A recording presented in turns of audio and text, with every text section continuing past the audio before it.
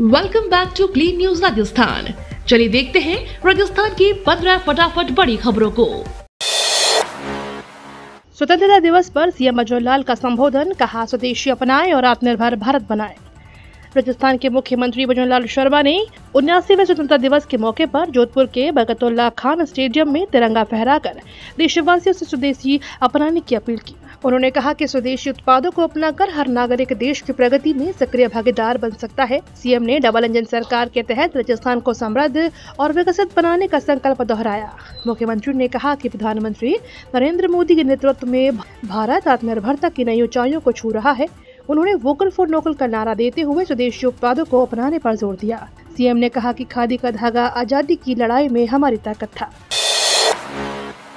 3000 रुपए में साल भर 200 टोल फ्री यात्रा फास्टैग एनुअल पास स्कीम की शुरुआत हुई। केंद्र सरकार और एनएचएआई ने टोल प्लाजा पर नई फास्टैग एनुअल पास स्कीम की शुरुआत कर दी है। इस योजना के तहत निजी वाहन चालक केवल 3000 रुपए का फास्टैग रिचार्ज कर एक साल में 200 बार टोल फ्री यात्रा कर सकेंगे। योजना को लागू करने के लिए एनएचएआई का राजमार्ग ऐप डाउनलोड कर फास्टैग की केवाईसी प्रक्रिया पूरी करना अनिवार्य है। यह सुविधा केवल निजी वाहनों के लिए उपलब्ध है और 15 अगस्त से लागू हो चुकी है। NEET UG 2025 seat allotment. MCC ने पहले राउंड में कैंडिडेट को दी राहत, अब 22 अगस्त तक कर सकेंगे ज्वाइनिंग। नीट यूजी के परिणाम के आधार पर चल रही मेडिकल काउंसलिंग कमेटी के 15% ऑल इंडिया कोटा काउंसलिंग के तहत पहले राउंड का सीट अलॉटमेंट जारी किया गया था। इन कैंडिडेट्स के लिए ज्वाइनिंग डेट 18 अगस्त दी गई थी, लेकिन इसी बीच 3 छुट्टियां आ रही थी, साथ ही अन्य परेशानियां भी आ रही थी। एसएमएस मेडिकल काउंसिल कमेटी ने इन छात्रों को राहत देते हुए ज्वाइनिंग के डेट को 4 दिन बढ़ा दिया है। अब कैंडिडेट्स 22 अगस्त तक अलॉट किए गए मेडिकल कॉलेज में रिपोर्टिंग कर सकेंगे। इसके बाद रिपोर्ट पर ज्वाइनिंग कर चुके कैंडिडेट का डेटा मेडिकल कॉलेज को वेरीफाई करना होगा, जिसे 23 अगस्त तक एमसीसी को भेजना होगा। गहलोत ने पूछा, वोट ही नहीं बचेगा तो सम्मान कैसे बचेगा? चुनाव आयोग पर लगाए गंभीर आरोप।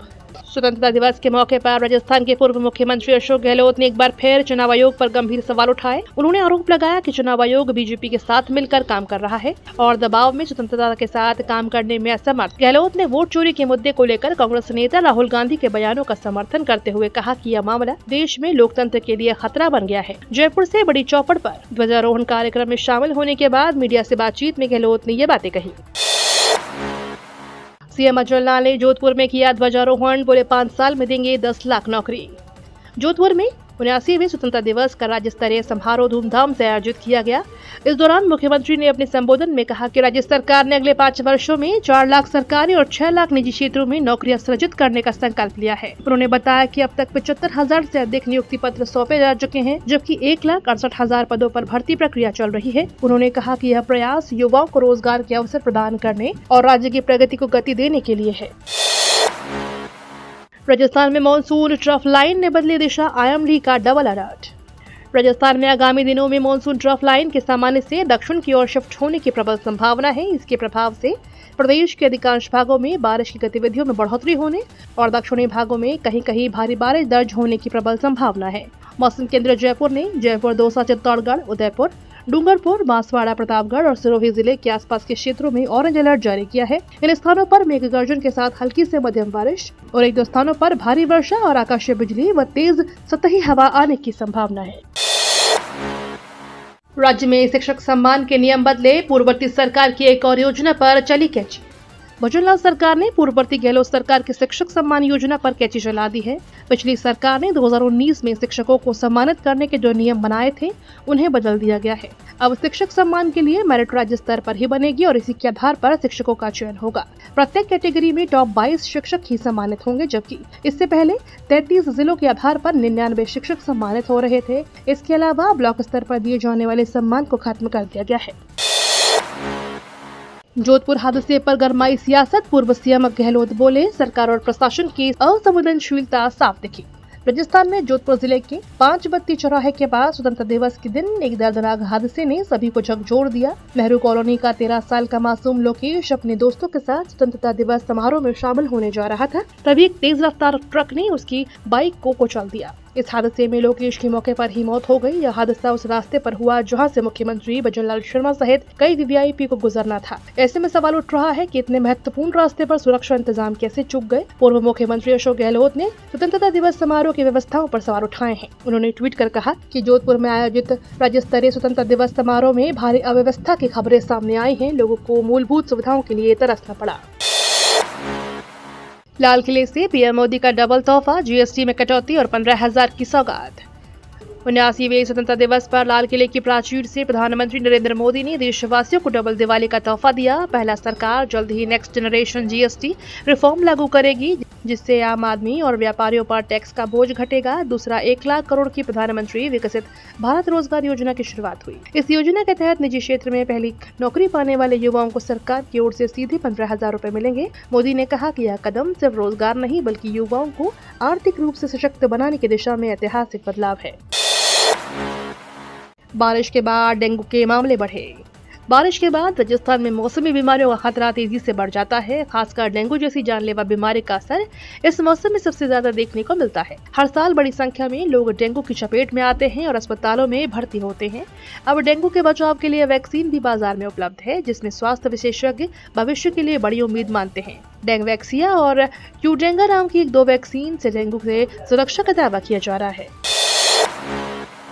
छोटी काशी में गूंजेगा कृष्ण जन्माष्टमी का उल्लास। जयपुर में विराजमान भगवान श्री कृष्ण के विग्रहों को लेकर एक अद्भुत पौराणिक मान्यता प्रचलित है। जयपुर के गोपीनाथ जी का वक्षस्थल और बाहु, गोविंद देव जी का मुखमंडल और नयन और करौली के मदन मोहन जी के चरण मिलकर साक्षात भगवान श्री कृष्ण का स्वरूप मनाते हैं। मान्यता है कि यदि कोई भक्त एक ही दिन में तीनों विग्रहों के दर्शन कर ले तो उसकी हर मनोकामना पूर्ण होती है। इसी आस्था के आलोक में इस बार श्री कृष्ण जन्माष्टमी पर जयपुर का गोविंद देव जी मंदिर भक्तों का सबसे बड़ा केंद्र बनने जा रहा है, जहाँ 10 लाख से ज्यादा श्रद्धालुओं के पहुँचने का अनुमान लगाया जा रहा है। इसी को लेकर व्यवस्थाओं को अंतिम रूप दिया गया है ताकि मंदिर में पहुँचने वाला हर भक्त अपने आराध्य के दर्शन कर सके। स्वतंत्रता दिवस पर हर घर तिरंगा का संदेश, अंतर्राष्ट्रीय मंच पर गूंजी राजस्थान की लोकधुन। स्वतंत्रता दिवस के अवसर पर भारत का तिरंगा फ्रांस के आसमान में लोकधुनों की ताल पर लहराया। राजस्थान के रईस भारती और उनके धोत ग्रुप ने फ्रांस के ऐतिहासिक कॉन्फ्लुएंस फेस्टिवल के मंच से दुनिया को भारतीय लोक कला का रंग दिखाए। यहाँ सिर्फ संगीत का नहीं बल्कि संस्कृति, स्वतंत्रता और एकता का उत्सव मनाया गया। भारत की सांस्कृतिक धरोहर को स्वतंत्रता दिवस के अवसर पर राजस्थान के लोक कलाकार रईस भारती और उनके धोत ग्रुप ने वैश्विक मंच पर पेश किया। 15 अगस्त को कॉन्फ्लुएंस फेस्टिवल का मुख्य मंचन न केवल भारत की आजादी के उत्सव का साक्षी बना बल्कि यहाँ से भारतीय संस्कृति, लोक कला और एकता का संदेश भी विश्व भर में फैलाया। ये क्षण राजस्थान सहित पूरे भारत के लिए अत्यंत गौरवपूर्ण रहे। 45,000 किलोमीटर की यात्रा पर उदयपुर पहुंचे राधा गोविंद 7 साल के बेटे संग दे रहे हैं जन जागरूकता का संदेश। देश भर में जन जागरूकता का संदेश देने के लिए निकले जयपुर के वकील राधा गोविंद ने 1 साल में 45,000 किलोमीटर की यात्रा पूरी की है। वे 28 राज्यों और 6 केंद्र शासित प्रदेशों की यात्रा कर अब उदयपुर पहुंचे। फतेह सागर की पाल पर ईटीवी भारत से खास बातचीत में उन्होंने इस पूरे अभियान और अपने अनुभव साझा किए। राधा गोविंद ने बताया कि उन्होंने यह यात्रा 15 अगस्त को दिल्ली से शुरू की थी।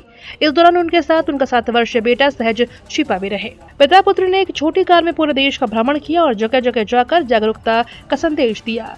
यात्रा का उद्देश्य महिला सशक्तिकरण, शिक्षा, कला व शिल्प, संस्कृति, विरासत, संरक्षण, पर्यावरण, नशा मुक्ति और समग्र विकास जैसे विषयों पर लोगों को प्रेरित करना रहा।